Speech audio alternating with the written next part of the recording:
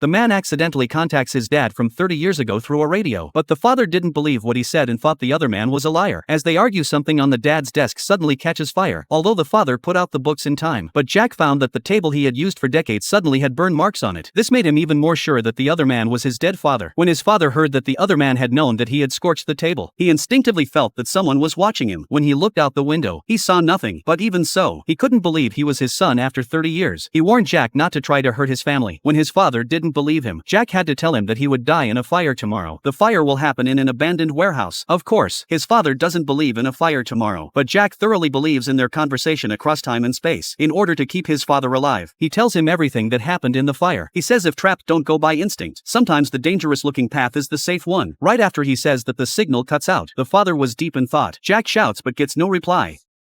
Jack tells his best friend about it, but the friend thinks Jack just misses his dad too much. But when his father went to work at the firehouse the next day, he found out that the score of the baseball game was the same as what Jack had said last night. While he was puzzled, a fire alarm suddenly came over the radio. It was as if everything was going the way Jack said it would. On the way, he thought maybe it was all a coincidence, but when he gets to the fire scene, he sees Jack was right. Hearing people are trapped, he rushes inside. The warehouse was already on fire, and there were violent explosions.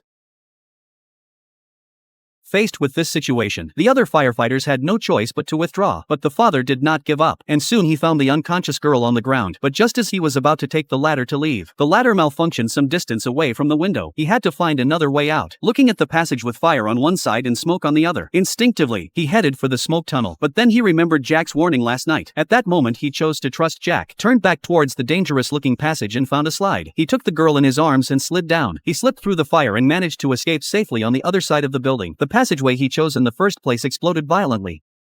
Meanwhile, Jack's mind was suddenly filled with new memories of his father. He can't tell if they're real. He asks his friend how his dad died. The friend says it was lung cancer from smoking 10 years ago. Jack realizes he really changed the past, so he said goodbye to his best friend and returned home. He found everything about his father in a box, and it was clearly written that his father had risked his life to save a little girl's life. Back home, Dad now believes Jack is his future son. He turns on the radio to contact Jack, but there's no response, so he carves a message into the desk. Jack quickly realized that the writing that had appeared out of thin air on the table